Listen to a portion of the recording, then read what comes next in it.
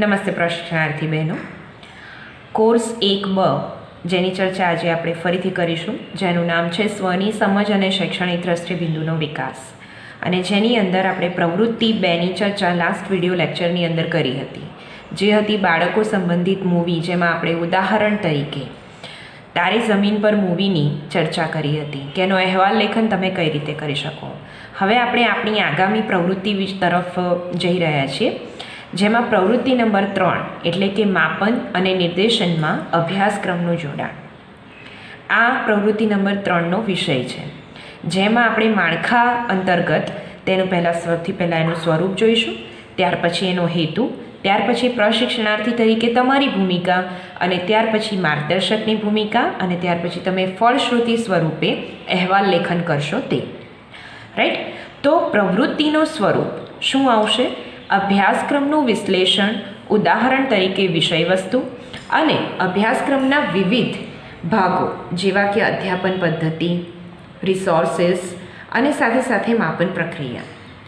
હવે જ્યારે આપણે આ વિષય જોવા જઈ રહ્યા છીએ, ત્યારે સૌથી પહેલાં સમજવું જરૂરી છે કે માપન એટલે શું. તો માપન શબ્દ એ માપ ઉપરથી આવેલો છે, એટલે કે આપણે કંઈક માપવું, બરાબર છે. અને જ્યારે આપણે શિક્ષણ સંબંધિત આ શબ્દનો ઉપયોગ કરીએ છીએ, માપન એટલે વિદ્યાર્થીઓનું મૂલ્યાંકન. અને નિર્દેશન તો હંમેશા નિર્દેશ કરવો એટલે સૂચન કરવું, એવો સાદો અર્થ થાય છે. પરંતુ શિક્ષણની અંદર આપણે એ બાબતને તમારા સંદર્ભમાં એ રીતે સમજીશું કે કંઈક બતાવવું, કારણ કે તમે એક નિર્દેશકની ભૂમિકા પણ નિભાવવાના છો. શિક્ષક એ નિર્દેશક પણ છે, એટલે તમે તમારા બાળકોનું દિશા સૂચન પણ કરશો અને સાથે સાથે યોગ્ય માર્ગ પણ બતાવશો અધ્યયન અધ્યાપનનો. તો આ બે શબ્દ ખૂબ જ મહત્ત્વના છે, માપન અને નિર્દેશન. તો આ માપન અને નિર્દેશન જ્યારે તમે કરશો તમારા બાળકોને, વિદ્યાર્થીઓને, જ્યારે તમે કોઈ વિષય વસ્તુ ભણાવશો, ત્યારે કોઈ કસોટી લેશો, કોઈ યુનિટ ટેસ્ટ લેશો, અઠવાડિક, પખવાડિક, તમે કોઈ પણ પ્રકારની કસોટી લઈ શકો, અથવા તો તમારા જે તે યુનિટને તમે 2 ભાગમાં વહેંચો છો, ત્યારે કોઈ એક ભાગના અંતે જ્યારે તમારે તેમનું મૂલ્યાંકન કરવું છે, તમારે તે દરમિયાન કોઈ પ્રવૃત્તિ કરવી છે, તો તમારું નિર્દેશન કેવું હશે, તમારું માપન કેવું હશે. અને સાથે સાથે જ્યારે તમે અભ્યાસક્રમ સાથે ચર્ચા કરી રહ્યા છો, તો અભ્યાસક્રમને પણ તમે આ માપન અને નિર્દેશનના દૃષ્ટિકોણથી કેવી રીતે જોશો, તો એ પણ તમારે અહીંયા અહેવાલ લેખનની અંદર દર્શાવવાનું છે. જેમાં આપણે પ્રવૃત્તિનું સ્વરૂપે જોઈ લીધું કે અભ્યાસક્રમનું વિશ્લેષણ કરતાં તમારે માપન અને નિર્દેશનની અંદર તેનું જોડાણ કરવાનું છે. કઈ રીતે? તો વિષય વસ્તુ, દાખલા તરીકે આપણે અંગ્રેજીની એક ટેક્સ્ટબુક લઈ લઈએ છીએ, ધોરણ 6ની, બરાબર છે. હવે આ ધોરણ 6ની અંગ્રેજીની ટેક્સ્ટબુક આપણે જો લઈએ છીએ, ત્યારે આપણે યુનિટ 1 છે, 2 છે, 3 છે, તો એમાં સૌથી પહેલાં આપણે એનું વિશ્લેષણ કરતાં જોઈશું કે તેની અંદર પ્રોઝ અને પોએટ્રી કેટલા છે, એટલે કે ગદ્ય અને પદ્ય કેટલા છે. હવે ગદ્ય પાઠને ભણાવવાની પદ્ધતિ કેવી છે અને પદ્ય પાઠને ભણાવવાની પદ્ધતિ કેવી આપેલી છે, તેની અંદર કયા નિર્દેશન એટલે કે સૂચનો કરવામાં આવ્યા છે કે આ એક્ટિવિટી આ રીતે કરો, આ એક્ટિવિટી આ રીતે કરો. તો એની અંદર તમે ઉદાહરણ તરીકે સૌથી પહેલાં યુનિટ 1 જુઓ, કે જેની અંદર ટેસ્ટ ઓફ ઇન્ડિયા યુનિટ 1 એ લીધેલું છે, જેને એક્ટિવિટી 1 સ્વરૂપે સૌથી પહેલાં શું કહ્યું છે, પ્રી ટાસ્ક સ્વરૂપે, દેટ રિસાઇટ ધ પોયમ. બરાબર. તો પોયમ ભણાવવાની છે, તો બાળકોને હંમેશા રિસાઇટ પણ કરતાં આવડવું જોઈએ. તો રેસિટેશન ઓફ ધ પોયમની એક સૂચના આપેલી છે. હવે એ પોયમને રિસાઇટ એ ઇંગ્લિશની અંદર કરે છે, like a mind activity day છે, I went to the city to see Mrs Sweety, et cetera et cetera. તો આ પોયમ જ્યારે પતી જાય છે, ત્યાર પછી બી વિભાગની અંદર એ શું લખે છે, find out the words pairs from the poem. Find out the words pair from the poem. જ્યારે રેસિટેશન કરે છે, ત્યારે રેસિટેશનમાં કેટલું કોન્સન્ટ્રેશન રાખવું પડશે, ત્યાર પછીની એક્ટિવિટી એને આવડશે. તો આ નિર્દેશન જ્યારે આપવામાં આવે છે, તો એ સૂચનાનું નિર્દેશન, કે વિદ્યાર્થીઓને ખબર પડે કે એને કઈ એક્ટિવિટી કરવાની છે. અને સાથે સાથે એનું માપન પણ થઈ જાય છે કે એમને રાઇમિંગ વર્ડ્સ આવડે છે કે કેમ, પેરિંગ વર્ડ્સ એમને શોધતા આવડે છે કે કેમ, તો વિદ્યાર્થીએ રેસિટેશન કેટલા કોન્સન્ટ્રેશન સાથે કર્યું તેની પણ ખબર અહીંયા પડી જાય છે. તો આ એક ઉદાહરણ મેં તમને એટલા માટે આપ્યું કે જ્યારે પણ તમે કોઈ પાઠ્યપુસ્તક લો છો, ખાસ કરીને આપણે અંગ્રેજીની વાત કરીએ, ખાસ કરીને આપણે ગુજરાતીની વાત કરીએ કે ભાષાની વાત કરીએ કે કોઈ પણ વિષયની વાત કરીએ, તો એ વિષયની અંદર પ્રવૃત્તિ બેઝડ જે આપણો અભ્યાસક્રમ થયો છે એની અંદર નિર્દેશન અને નિર્દેશનના આધારે માપન કઈ રીતે થયું છે તેનું તમારે અહીંયા અવલોકન કરવાનું છે અને તેના આધારે તેનો અહેવાલ લેખન પણ કરવાનું છે. એટલે તમને પ્રશ્ન જે થાય એના જવાબ અંતર્ગત એ જ છે કે આ પ્રવૃત્તિના જ્યારે અહેવાલ લેખન માટે તમે કોઈ પણ વિષયનું પાઠ્યપુસ્તક લઈ શકો ધોરણ 6 થી 8માં, કારણ કે તમે દ્વિતીય વર્ષમાં છો, બરાબર છે. એટલે તમને ગમતા વિષયનું કોઈ પણ સેમિસ્ટરનું પાઠ્યપુસ્તક લઈ અને તેનું માપન અને નિર્દેશનનું અવલોકન કરી એનું અભ્યાસક્રમ સાથે આ રીતે જોડાણ તમારે બતાવવાનું છે કે તમે નિર્દેશન સ્વરૂપે આ પ્રવૃત્તિને સમજ્યા અને એના માપન સ્વરૂપે વિદ્યાર્થીઓમાં આવા કૌશલ્યનો શું થશે, વિકાસ થશે અથવા તો એનું અધ્યયન તે કરતાં શીખશે અને શિક્ષક આ રીતે તેનું માપન કે મૂલ્યાંકન કરી શકશે, બરાબર છે. હવે તેના માળખા અંતર્ગત આપણે પાછા જઈએ તો તેની અંદર સૌથી પહેલાં આપણે પ્રવૃત્તિનું સ્વરૂપ જોયું, જેની અંદર તમારે 3 વસ્તુને હંમેશા ધ્યાનમાં રાખવાની છે. તે છે અધ્યાપન પદ્ધતિ, રિસોર્સિસ અને માપન પ્રક્રિયા. આ જે મેં તમને આગળ ઉદાહરણ સ્વરૂપે સમજાવ્યું તે અધ્યાપન પદ્ધતિ કેવી એમને લીધી છે, તો રેસિટેશન ઓફ ધ પોયમ. તો પદ્ય પદ્ધતિ છે એની અંદર વાંચન અને પઠન પદ્ધતિ દ્વારા વિદ્યાર્થીઓને કવિતા શીખવવામાં આવશે. અને ત્યાર પછી રિસોર્સિસ તો શું છે, તો એ પોયમને લગતા કોઈ રિસોર્સિસ લાઇબ્રેરીમાંથી કોઈ શિક્ષક એ પાઠ્યપુસ્તક લાવી શકે છે. એને લગતી કોઈ બીજી કવિતા એવી જે બિલકુલ સેમ ટુ સેમ છે તે પણ તમે એને પઠન સ્વરૂપે, ઉદાહરણ સ્વરૂપે, સંદર્ભ તરીકે દર્શાવી શકો છો. અને સાથે સાથે માપન, તો જેમ એના પછી જે એક્ટિવિટી આપેલી છે તો એ એક્ટિવિટીને વિદ્યાર્થી કઈ રીતે સમજી શકે એના માટે દિશા સૂચન, એની જે સૂચનાઓ છે એ સૂચનાઓ કેવી છે એનું આપણે ધ્યાન રાખવાનું છે. અભ્યાસક્રમના વિવિધ પાસાઓના વિશ્લેષણની સમજ ક્ષમતાનો વિકાસ કરવો. અભ્યાસક્રમની અંદર જેટલી પણ પ્રવૃત્તિઓને ભાગ સ્વરૂપે વિદ્યાર્થીઓના કૌશલ્યને વિકાસ કરવાનો હેતુ સર થયો છે કે કેમ. જેમ કે આપણે કોઈ ભાષા લઈ લઈએ તો એમાં 4 કૌશલ્ય એ ખૂબ જ મહત્ત્વના છે, જે છે કથન, સાંભળવું એટલે કે શ્રવણ, કથન, વાંચન અને લેખન. તો આ 4 કૌશલ્યોનો તેમાં સમાવેશ થયો છે કે કેમ, તેમાં વિદ્યાર્થીઓની આ કૌશલ્યોના વિકાસ થાય છે કે કેમ, તો એ બાબતનું અવલોકન કર્યા બાદ તેનું વિશ્લેષણ પણ તમારે કરવાનું છે.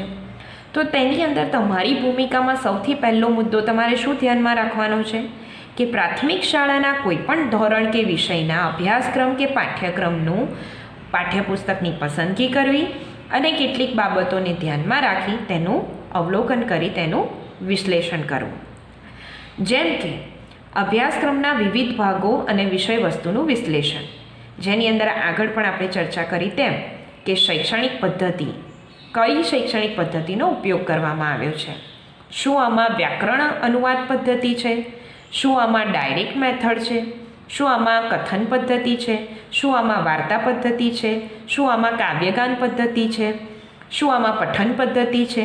તો એવી અનેક પદ્ધતિઓ જે તમે તમારા મેથડમાં અત્યારે ભણતા જ હશો, તો એવી પદ્ધતિને તમારે ધ્યાનમાં રાખી અને ધારો કે યુનિટ 1 છે તો યુનિટ 1ની અંદર કાવ્ય છે જેની અંદર રેસિટેશન ઓફ ધ પોયમ છે, તો આમાં પઠન પદ્ધતિનો ઉપયોગ થયેલ છે, જેનું ઉદાહરણ આપણે આગળ જોયું. ત્યાર પછી રિસોર્સિસ એટલે કે જુદા જુદા સ્ત્રોતોના આધારે તમારે અભ્યાસક્રમ સાથે તમે શું જોડી શકો, કયા સંદર્ભોને જોડી શકો, જેની અંદર કોઈ પણ પંક્તિ હોઈ શકે, કોઈ પણ સચોટ ઘટના હોઈ શકે, જેની અંદર કોઈ ઓથેન્ટિક મટીરિયલ હોઈ શકે. જેમ કે મારે બસ સ્ટેશન કે ગાર્ડન વિશે ભણાવવું છે અથવા તો હોસ્પિટલનો ખ્યાલ આપવો છે, તો હું હોસ્પિટલનું ચિત્ર બતાવી શકું, હોસ્પિટલની મુલાકાત કરાવી શકું. બેંક વિશે ભણાવવું છે તો બેંકની કામગીરી માટે હું બેંકની મુલાકાત લેવડાવી શકું. તો આવી કોઈ આવી કોઈ સંદર્ભાત્મક બાબતને તમે સાથે જોડો છો, બરાબર છે. અને આપણે ક્યાંય બહાર નથી જવું, તો આપણી સંસ્થાની અંદર જ આપણી લાઇબ્રેરી છે, તો લાઇબ્રેરીમાંથી કોઈ પાઠ્યપુસ્તક છે, કોઈ મેગેઝિન છે, અથવા તો કોઈ જર્નલ છે જે તમારા અભ્યાસક્રમના પાઠ્યક્રમને લગતું હોય, એ તમારે શું કરવાનું છે, આની અંદર જોડી શકો છો કે કેમ, એની વિચારણા કરવાની છે, જેથી તમારી જે હેતુ આપણે આગળ જોઈએ, તમારો સમજનો હેતુ, વિશ્લેષણની સમજનો હેતુ અહીંયા સ્પષ્ટ થાય છે. ત્યાર પછી છે માપન પ્રક્રિયા. જેમ કે આપણે આગળ ઉદાહરણમાં જોયું કે find out the pairing words, એટલે કે એક વખત કાવ્યનું પઠન કર્યા બાદ આપણને રાઇમિંગ વર્ડ્સની ખબર પડે છે કે કેમ, એ જ કાવ્યમાંથી રાઇમિંગ વર્ડ્સ કયા છે એની આપણને ઓળખ થાય છે કે કેમ, તો એની અંદર વિદ્યાર્થીઓની વાંચન ક્ષમતા અને ગ્રહણ ક્ષમતાનું શું થાય છે, મૂલ્યાંકન થાય છે.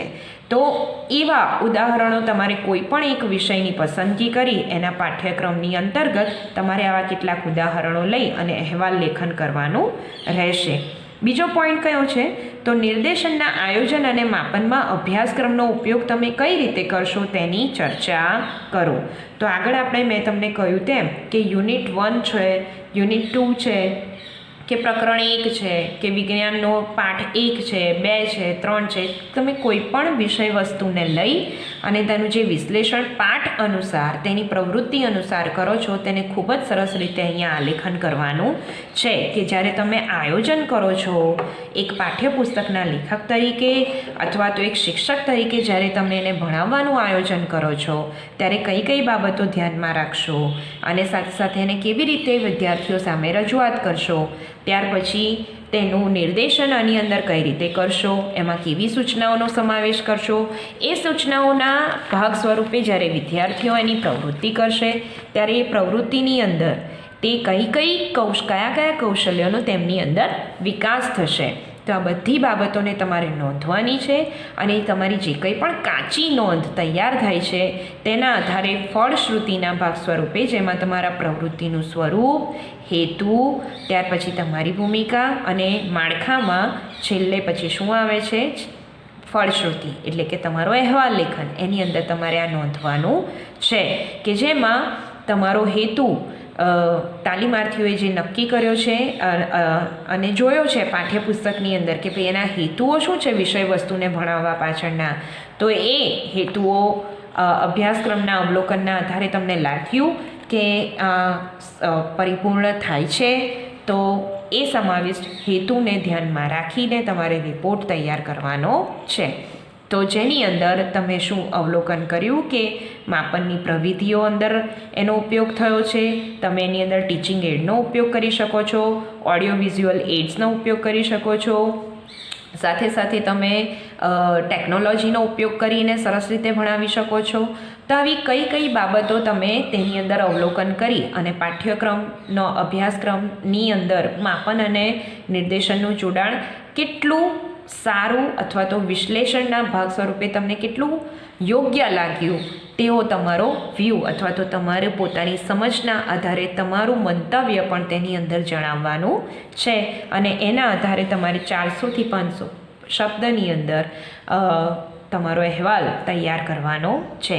જેમાં માર્ગદર્શકની ભૂમિકા શું રહેશે, તો CCEના અસરકારક ઉપયોગ અને માપન માટે મદદરૂપ થવું, એટલે કે જે નિર્ધારિત હેતુઓ છે એના માટે તે પાઠ્યક્રમની અંદર જેનું તમે અવલોકન કરો છો તો એનું માપન કઈ રીતે થાય, જ્યાં તમે તકલીફ અનુભવો કે સમસ્યા અનુભવો તો તમે તમારા માર્ગદર્શકને પૂછી શકો અને માર્ગદર્શક તમને કહી શકે કે આ રીતે તેનું માપન થયું છે આ પ્રવૃત્તિ સ્વરૂપે, જેનું તમારે અવલોકન કરવાનું અને એની સૂચનાઓનું ધ્યાન રાખવાનું. બીજું કે બાળ કેન્દ્રીય અભિગમને ધ્યાનમાં રાખી અધ્યયન અધ્યાપન પ્રવૃત્તિના નવતર પ્રયોગની યોજના તૈયાર કરવામાં મદદરૂપ થવું. એટલે કે જ્યારે પણ તમે આવી કોઈ કસોટીની તૈયારી કરી રહ્યા છો અથવા તો આવી કોઈ અઠવાડિક કે પખવાડિક કસોટી જો તમે બાળકો માટે તૈયાર કરી રહ્યા છો તો તેની અંદર તમારા અધ્યયન અધ્યાપન પ્રવૃત્તિના આધારે તમે કેવી માપન જે યોજના છે એ બનાવી રહ્યા છો કે કસોટીનો પ્રકાર કેવો છે કે જેની અંદર તમે નિર્દેશન કેવું કર્યું છે અને બાળકોને કઈ રીતે તમે તેનું માપન કરી શકશો, તેનું મૂલ્યાંકન કરી શકશો, જેની અંદર બાળકેન્દ્રીય અભિગમ એ સચવાયો છે કે કેમ, બાળક એની અંદર પૂરેપૂરો એ પ્રવૃત્તિમાં ઇન્વોલ્વ થશે, ચાહે કે પછી એ કોઈ પણ કૌશલ્યનું મૂલ્યાંકન હોય જેમ કે રીડિંગ, રાઇટિંગ, સ્પીકિંગ ઓર લિસનિંગ, તો એની અંદર બાળકનું ઇન્વોલ્વમેન્ટ કેટલું છે, બાળક અંદર કેટલું ઇન્વોલ્વ થઈ અને એક્ટિવિટીને ખૂબ જ કોન્સન્ટ્રેશન સાથે કરી શકશે, તેની વાત અહીંયા એના માટેના કંઈક ને કંઈક નવા વિચારો, આઈડિયાઝ અને નવી પ્રવૃત્તિઓથી તમને માહિતગાર કરે. અને સાથે સાથે જ્યારે તમે અહેવાલ લેખન કરો ત્યારે અહેવાલ લેખન કઈ રીતે કરવું તેની પણ જ્યાં પણ તમને સમસ્યા અનુભવાય એ સમસ્યામાં તમને મદદરૂપ થાય. તો આ માળખા અંતર્ગત સૌથી પહેલાં તમારા અહેવાલ લેખનની અંદર તમારે હેતુથી શરૂઆત કરવાની છે, જેમાં એ હેતુ તમારા દૃષ્ટિકોણથી તમારે જોવાનો છે કે તમને તમારા અભ્યાસક્રમના સમજ માટે તેના વિશ્લેષણનો તમને એક દૃષ્ટિકોણ આપે તેના માટે આ પ્રવૃત્તિ છે.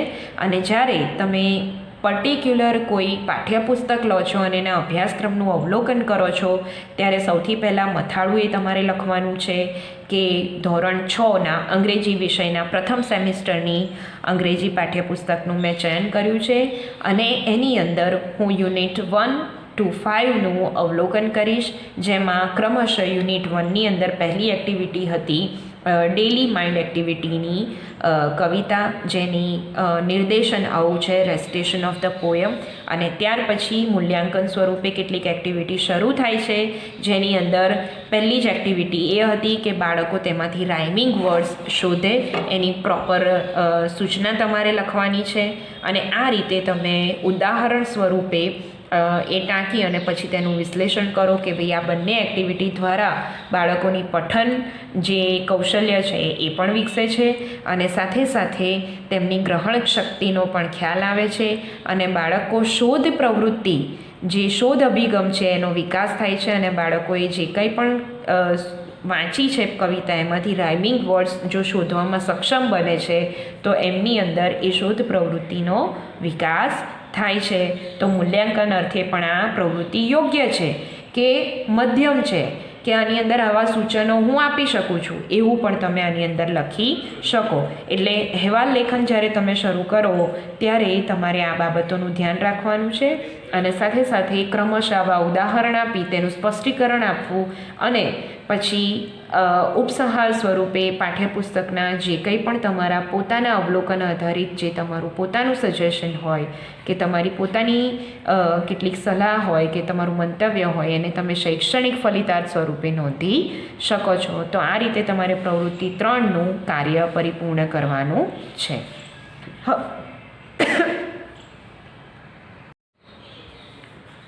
હવે તમને એમ થાય કે માપન અને નિર્દેશનની અંદર અભ્યાસક્રમનું જોડાણ કઈ રીતે કરશો. જો એવો પ્રશ્ન પૂછાય તો તમારે લખવો કઈ રીતે, તો તમારે આ જ પ્રવૃત્તિના અહેવાલના આધારે જ આ પ્રશ્નનો જવાબ લખવાનો છે. જેમાં મેં તમને કહ્યું કે કોઈ પણ પાઠ્યપુસ્તકની પસંદગી તમે કરશો ત્યારે તમારે તેના અભ્યાસક્રમનું જે અવલોકન કર્યું છે અને એના આધારે જે ઉદાહરણો તમે લખી અને પછી એનું સ્પષ્ટીકરણ કરી અને સરસ રીતે અહેવાલ લેખન કર્યું છે એ જ તમારો ઉત્તર રહેશે.